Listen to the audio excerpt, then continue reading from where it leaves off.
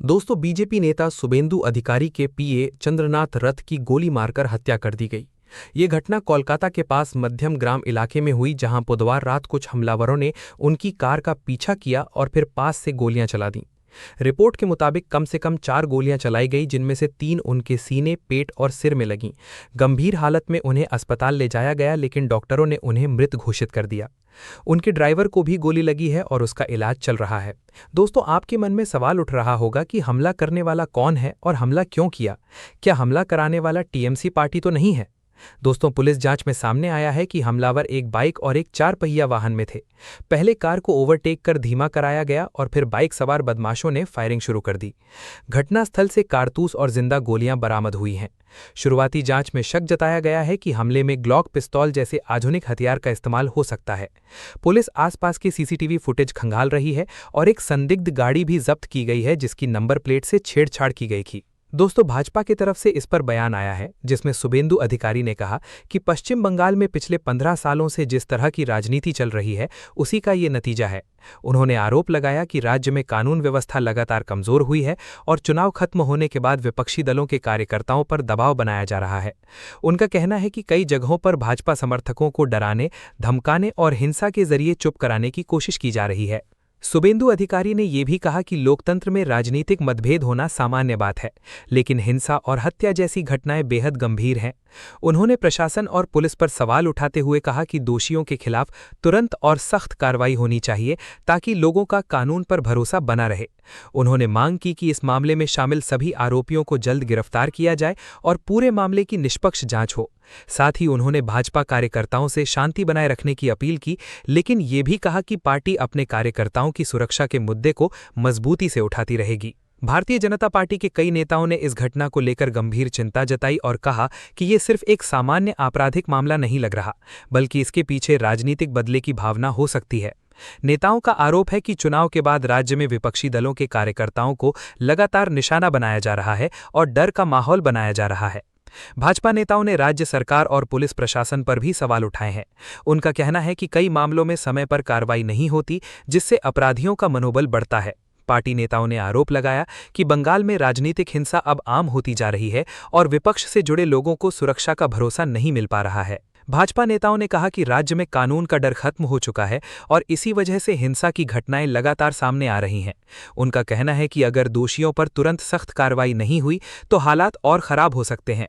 Party ने मांग की कि पूरे मामले की निष्पक्ष जांच हो और राजनीतिक दबाव से ऊपर उठकर दोषियों को सजा दी जाए, ताकि लोगों का भरोसा कानून व्यवस्था पर बना रहे। चंद्रनाथ रथ की हत्या के बाद ममता बनर्जी की party all India Trinamool Congress ने भी इस घटना पर दुख और नाराजगी जताई। पार्टी की तरफ से कहा गया कि लोकतंत्र में हिंसा, डर और राजनीतिक हत्याओं की कोई जगह नहीं होनी चाहिए। टीएमसी नेताओं ने बयान देते हुए कहा कि किसी भी राजनीतिक मतभेद का जवाब हत्या या हमले से नहीं दिया जा सकता और ऐसे मामलों में कानून को सख्ती से काम करना चाहिए।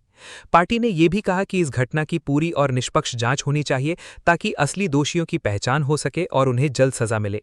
टीएमसी की तरफ से लोगों से शांति बनाए रखने की अपील भी की गई। नेताओं ने कहा कि इस तरह की घटनाओं से राज्य का माहौल खराब होता है और आम लोगों में डर पैदा होता है, इसलिए सभी राजनीतिक दलों को संयम रखना चाहिए। इसके साथ ही टीएमसी ने यह भी कहा कि किसी भी घटना को लेकर अफवाह फैलाने या माहौल भड़काने की कोशिश नहीं होनी चाहिए।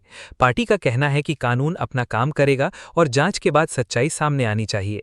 पार्टी नेताओं ने यह भी दावा किया कि चुनाव के बाद राज्य में हुई हिंसा में सिर्फ बीजेपी कार्यकर्ता ही नहीं, बल्कि टीएमसी के कई कार्यकर्ता भी हमलों और हत्या का शिकार हुए हैं। उनका कहना है कि राजनीतिक तनाव के कारण कई जगहों पर दोनों पक्षों के लोगों को नुकसान पहुंचा है। टीएमसी ने आरोप लगाया कि कुछ घटनाओं को एक तरफा दिखाया जा रहा है, जबकि हिंसा का असर अलग अलग दलों के कार्यकर्ताओं पर पड़ा है। साथ ही पार्टी ने लोगों से शांति बनाए रखने की अपील करते हुए कहा कि माहौल को और भड़काने के बजाय जांच पूरी होने का इंतजार करना चाहिए। टीएमसी नेताओं का कहना है कि कानून और अदालत की निगरानी में जांच होने से सच्चाई साफ तरीके से सामने आएगी और दोषियों के खिलाफ कार्रवाई हो सकेगी। ऑल इंडिया तृणमूल कांग्रेस के नेताओं ने बीजेपी की तरफ से लगाए गए आरोपों को राजनीतिक बताया है। उनका कहना है कि किसी भी घटना की पूरी जांच होने से पहले सीधे किसी पार्टी या संगठन को दोषी ठहराना सही नहीं है। टीएमसी नेताओं ने कहा कि इस तरह के आरोपों से माहौल और ज्यादा तनावपूर्ण हो सकता है और लोगों के बीच डर और गुस्सा बढ़ सकता है। पार्टी की तरफ से कहा गया कि पुलिस और जांच एजेंसियों को बिना किसी दबाव के अपना काम करने देना चाहिए। नेताओं का कहना है कि अगर शुरुआत में ही राजनीतिक बयानबाजी होने लगे तो जांच प्रभावित हो सकती है, इसलिए सभी दलों को संयम रखना चाहिए और जांच पूरी होने तक इंतजार करना चाहिए। टीएमसी ने यह भी अपील की कि पश्चिम बंगाल में शांति बनाए रखी जाए और किसी भी तरह की अफवाह या भड़काऊ बयान से बचा जाए। पार्टी नेताओं ने कहा कि राज्य में पहले से राजनीतिक तनाव का माहौल है, इसलिए किसी भी छोटी घटना को लेकर हिंसा या टकराव बढ़ाना ठीक नहीं होगा। उनका कहना है कि कानून के जरिए ही सच सामने आएगा और जो भी दोषी होगा उसके खिलाफ कार्रवाई की जानी चाहिए। वेस्ट बंगाल सरकार की तरफ से भी बयान आया है। चंद्रनाथ रथ की हत्या के बाद वेस्ट बंगाल सरकार और पुलिस प्रशासन ने कहा कि इस मामले को बहुत गंभीरता से लिया जा रहा है। अधिकारियों के अनुसार पुलिस अलग अलग पहलुओं से जांच कर रही है और घटना में शामिल लोगों की पहचान करने की कोशिश की जा रही है। प्रशासन ने भरोसा दिलाया कि दोषियों को जल्द गिरफ्तार करने के लिए लगातार कार्रवाई चल रही है और किसी को भी कानून से बचने नहीं दिया जाएगा। पुलिस की तरफ से कहा गया कि घटना के बाद इलाके में तनाव बढ़ने की आशंका को देखते हुए सुरक्षा व्यवस्था मजबूत कर दी गई है। कई संवेदनशील इलाकों में अतिरिक्त पुलिस बल तैनात किया गया ताकि किसी तरह की हिंसा, झड़प या तोड़फोड़ की स्थिति न बने। साथ ही पुलिस लगातार गश्त कर रही है और लोगों की गतिविधियों पर नजर रखी जा रही है। सरकार ने लोगों से शांति बनाए रखने और अफवाहों पर ध्यान न देने की अपील भी की। अधिकारियों का कहना है कि सोशल मीडिया पर फैलने वाली गलत खबरें माहौल खराब कर सकती हैं, इसलिए लोगों को केवल आधिकारिक जानकारी पर भरोसा करना चाहिए। प्रशासन ने यह भी कहा कि कानून व्यवस्था बनाए रखना उनकी प्राथमिकता है और किसी भी तरह की हिंसा फैलाने वालों के खिलाफ सख्त कार्रवाई की जाएगी। वेस्ट बंगाल पुलिस ने बताया कि चंद्रनाथ रथ हत्या मामले की जांच तेजी से की जा रही है। पुलिस के अनुसार इस केस के लिए कई विशेष जांच टीमें बनाई गई हैं जो अलग अलग दिशा में जांच कर रही हैं। अधिकारियों का कहना है कि घटनास्थल के आसपास लगे सीसीटीवी कैमरों की फुटेज खंगाली जा रही है। पुलिस मोबाइल कॉल रिकॉर्ड, स्थानीय लोगों से पूछताछ और तकनीकी सबूतों की भी जांच कर रही है। जांच एजेंसियां ये पता लगाने की कोशिश कर रही हैं कि हमले की पहले से योजना बनाई गई थी या नहीं। इसके साथ ही पुलिस इस एंगल से भी जांच कर रही है कि हत्या के पीछे कोई बड़ी साजिश, राजनीतिक दुश्मनी या सुपारी किलिंग जैसी योजना तो शामिल नहीं थी। अधिकारियों का कहना है कि अभी जांच जारी है और सभी संभावित पहलुओं को ध्यान में रखकर काम किया जा रहा है।